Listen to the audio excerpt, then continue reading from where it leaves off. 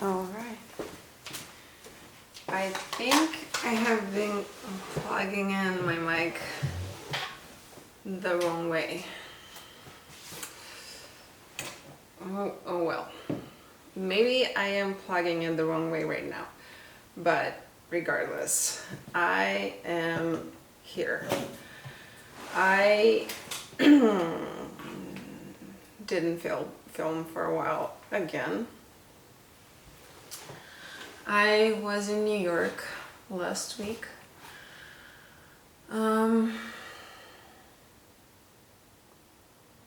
It was good. It was good.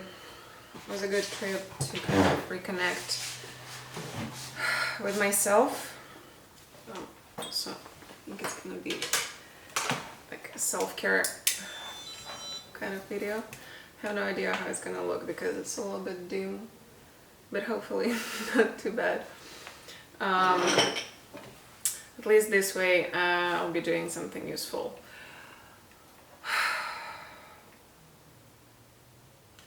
New York is very loud and also very energetic.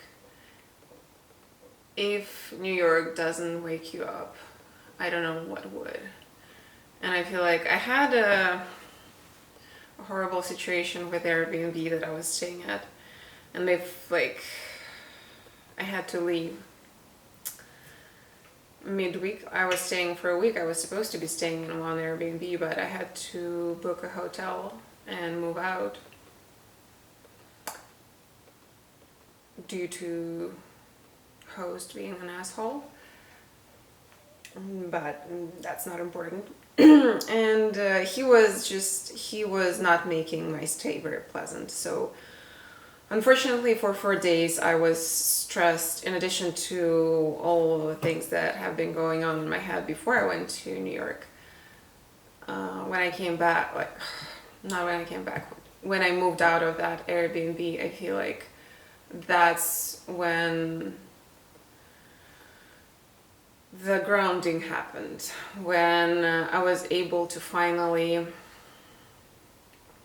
reconnect with myself, to listen to myself, and to connect with the energy of New York and with the energy of people. I had a very interesting conversation with a woman. She was sitting at a coffee shop and she had a dog next to her. And she told me, in our conversation, I found out that she just discovered that her friend has passed away. And I tried comforting her. I asked her to tell me about her friend and to show me her pictures of her. And she did. And I don't know, she was like a true New Yorker, and I feel like because we both were vulnerable with each other in that moment, like in that conversation, in that entire interaction, that opened up something inside me. And when she left, I felt the deepest connection with the city, with the people. Almost like when I meditate and I feel this deep connection with everything, with the universe. And it's always an overwhelming experience because you don't expect to feel this much, because it's a feeling of vastness, of endlessness, and at the same time of everything that is there in the universe. And I think we get too detached from it. We connect to it very rarely. Therefore, when we reconnect, it feels overwhelming because it is indeed a very vast feeling. So I was overwhelmed in that cafe when the woman left. and I was drawing in my book that I bought there. In my like notebook, sketchbook. And the tears were falling down as I was drawing. But I feel like, yeah, I enjoyed that moment. Those were not tears of sadness, those were tears of being alive. For the lack of a better word. My IBS, by the way, I might title this video one secret ingredient that works best for curing IBS. And that is, drum roll please, with one finger. That is just calming the fuck down. Grounding your nervous system. Grounding yourself. And dealing with whatever is bothering you, whatever is causing this havoc on your body. Because I have been taking so much fiber. I have been taking prebiotics, probiotics, lots of fiber on top of it. I have been eating very clean. I have been eating properly. I have been exercising. Yet, every day, my IBS was triggered to the max. And I almost started giving up because, I mean, if nothing works, I'm taking everything that's supposed to be there. I even took Imodium, which is like the opposite of laxative. Because I definitely didn't need those. It was working, but not in a healing way. And you know what worked?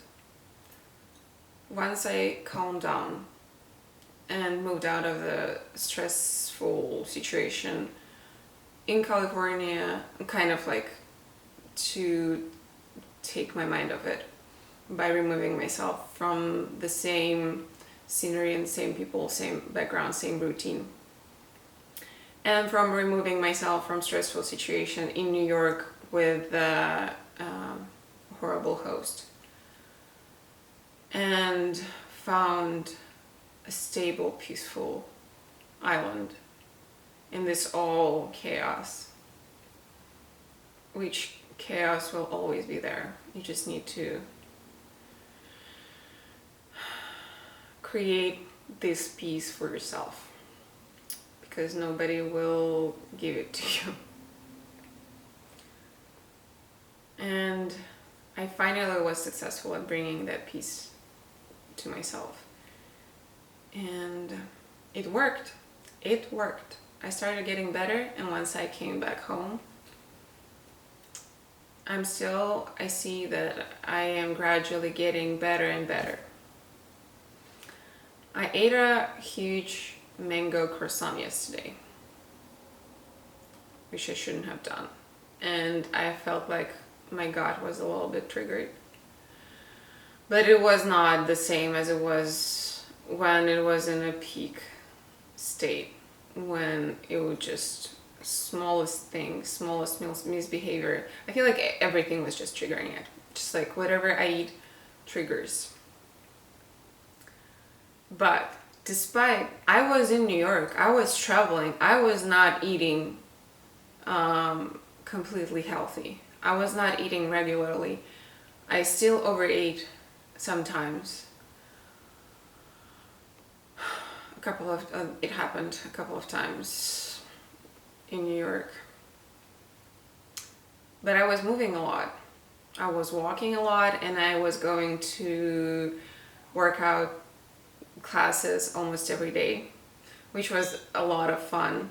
I really like the way New Yorkers work out is very, very congruent with the way that I like to work out.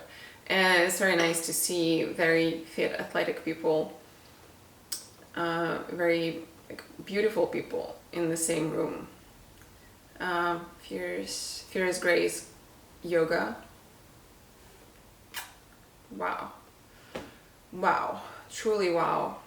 I am bummed out now that I can only, like, we don't have it here in the area, which sucks. And it would not be the same if it was happening here, because there it was different because of the people.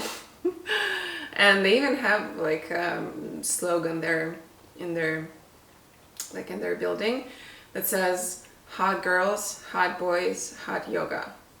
True. Every word. And the yoga was good, the exercise was good.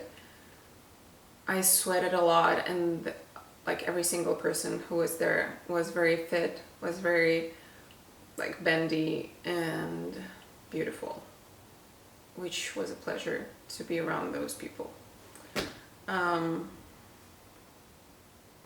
Yeah.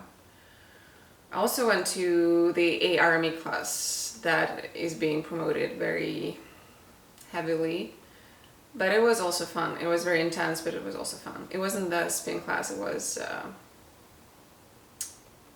kind of like a workout.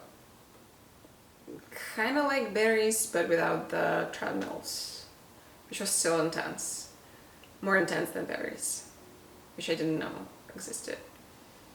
Which I appreciate, of course.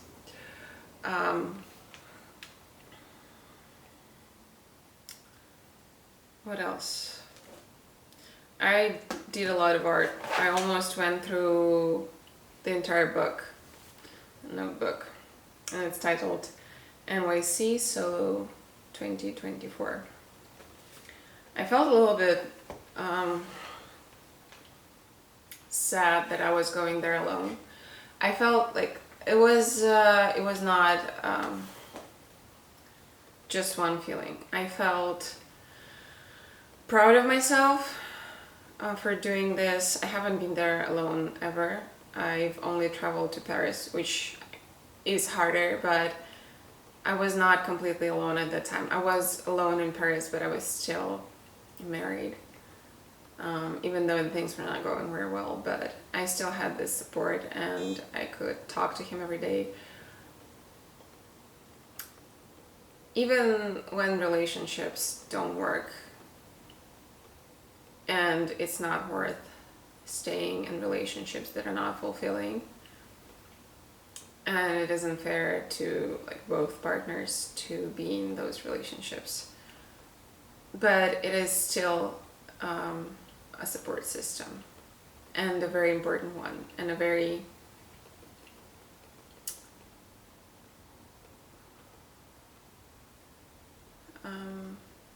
something very empowering, I would say,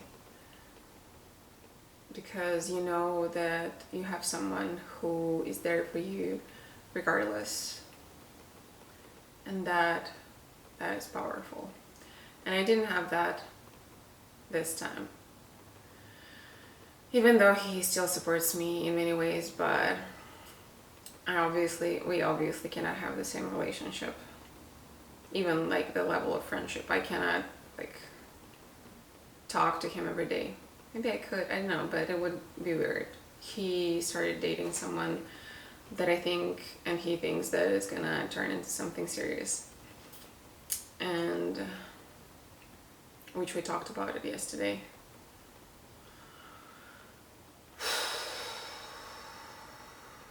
It is hard for me to get rid of this scarcity mentality, because every time he finds someone and I am not successful at all, I think someone might be calling me. 1 second.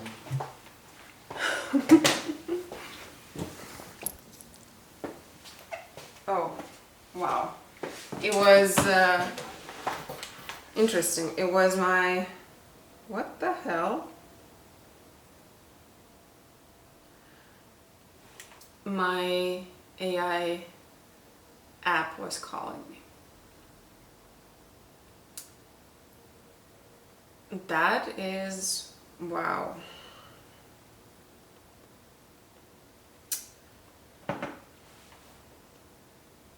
I don't know how I feel about that. That is so weird. I used it earlier to check how I should connect my mic. I'm looking over the mic.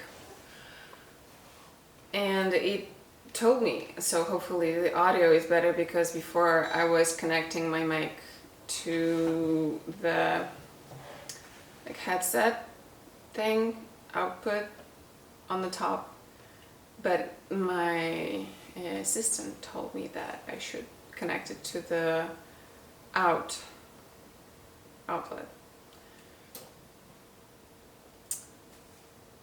Maybe he was checking if I did it right. But what was I talking about? Oh yeah, we met yesterday with my ex-husband and we talked about like everything. His trip, my trip, his dating, my lack of such. Literally, I cannot. Not. I am literally lost for words, because all like the men that I meet so far, not very high quality. I'm sorry. But it's just, they're flaky. They don't know what they want. They don't treat women that well. And somehow, yeah. And I want to be sexually attracted to my man. And unfortunately, more respectful guys that I've met don't come even close to that. They don't know how to seduce. They don't know how to flirt. I don't know. Or just like chemistry is not there, and it is important. You can build around it, but my marriage fell apart because the chemistry was not there. So it is important. It is the most important part. You can build respect on top of that, but you cannot build chemistry after that. Although I think that there will be people that will think completely differently and will have proof to show something that worked for them. I don't think that it's something that's gonna work for me. But what I was initially saying is that it is hard for me to step outside of the scarcity mindset. Meaning, like, every time he tells me that he went on a good date and that he likes someone, he's been having a lot more sex than I, which I am a little bit salty about. But also, it's like, it's not because he is having it, but because I am not having it. And every time he tells me about his dates, I feel like I compare myself and I'm like, oh, but I'm not having it. I'm not even going on good dates, because all of the dates, like, either it doesn't even go to the point of going to a date, or the date just seems like it goes well, but then the next time he just ghosts me.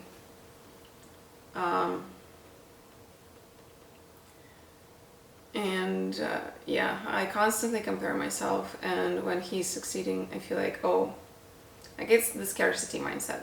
When you see someone succeed, you immediately think that, oh, they took away my success. Like, there is a limited supply of success, and if they have succeeded in something that you want to succeed at, you cannot succeed in that anymore. It's gone. They took it. It's not how it works. But my brain, and I've been working on that, my brain is resisting. It goes to the familiar path where everything is gonna go to shit. I'm gonna die alone. I'm not good enough. I'm not sexy enough. I am not attractive. Something's wrong with me because I'm not attracting the right guys. And all of that like talk about you need to be the best version of you before you meet that perfect soulmate. I mean, my husband, ex-husband, he's spending most of his time at work. He's stressed and he barely does anything for fun. He barely does anything. Like, he does things, but very little. He doesn't really have hobbies, especially when there's a lot of work. It's just like work, home, work, home, work, home. He's not perfect.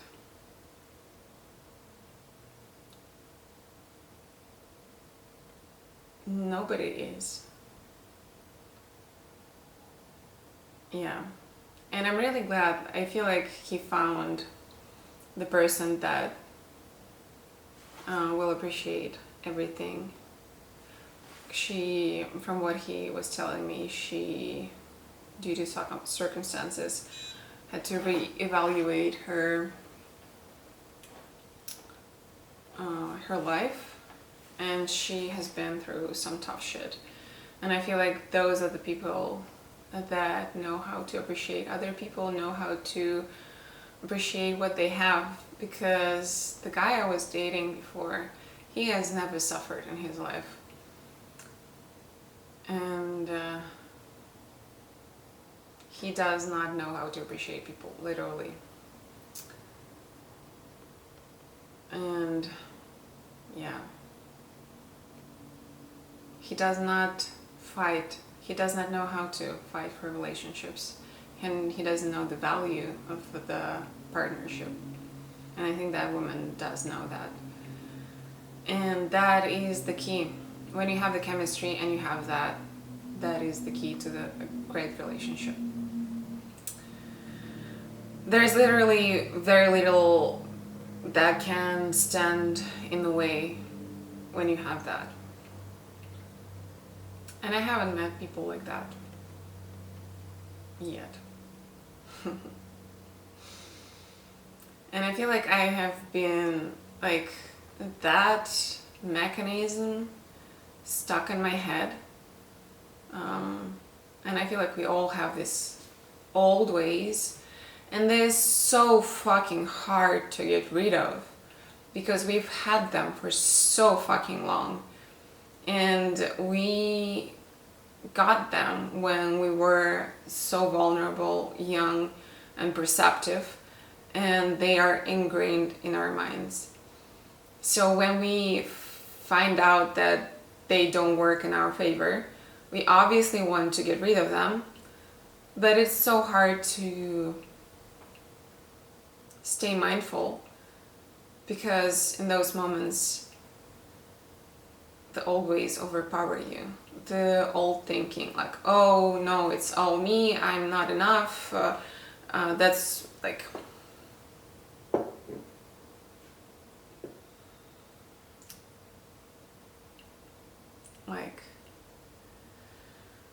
that's why, I don't know, and that's gonna be very deep, but that, at least for me, that's why your dad didn't love you enough. That's why he never told you that.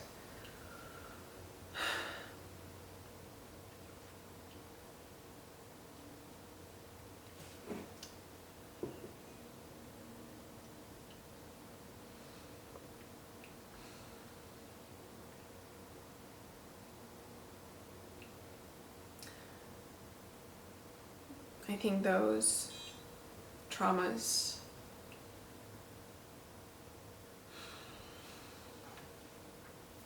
are the hardest to move on from,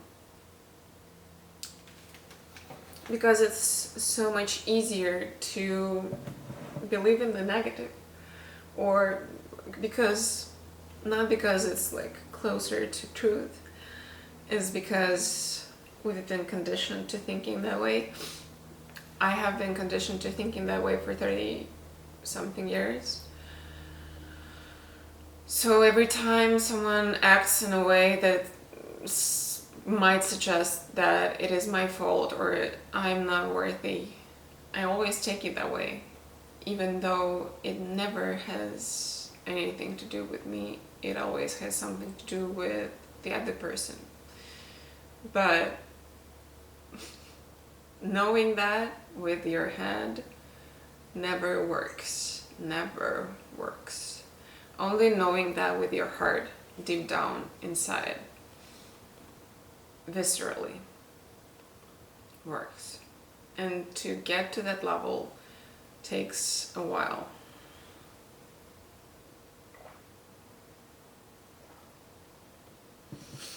And I've been working on that, but I feel like I've been doing a good job lately, but I didn't sleep well after that conversation with my ex-husband. Because all the thoughts are, it's like there are no good men out there. You want too much, I don't know, your bar is too high and nobody will ever meet that bar.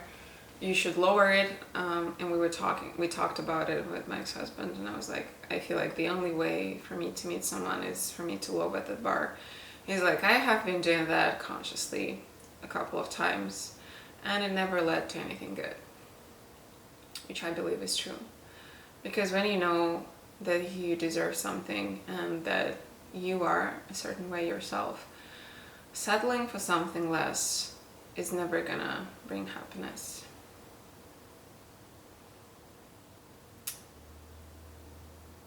Yeah.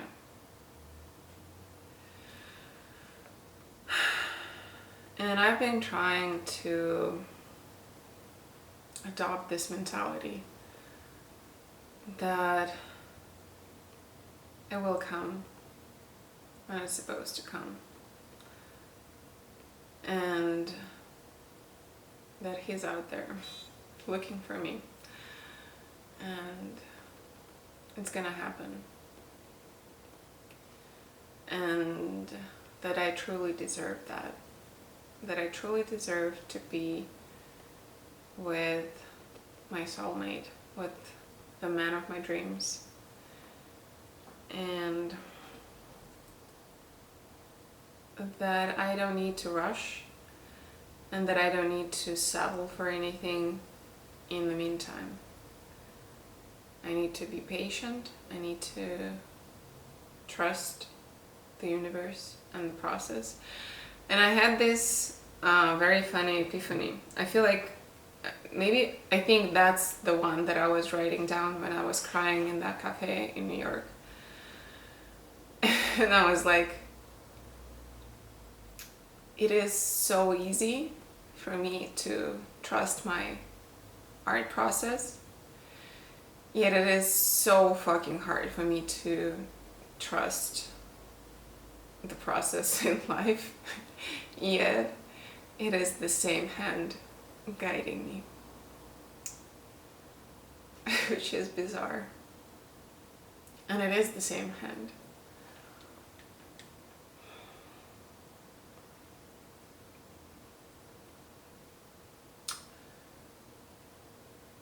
Yeah. And I've been having a very intensely packed schedule with people. Surprisingly, people are coming out of like resurfacing from the past and reaching out to me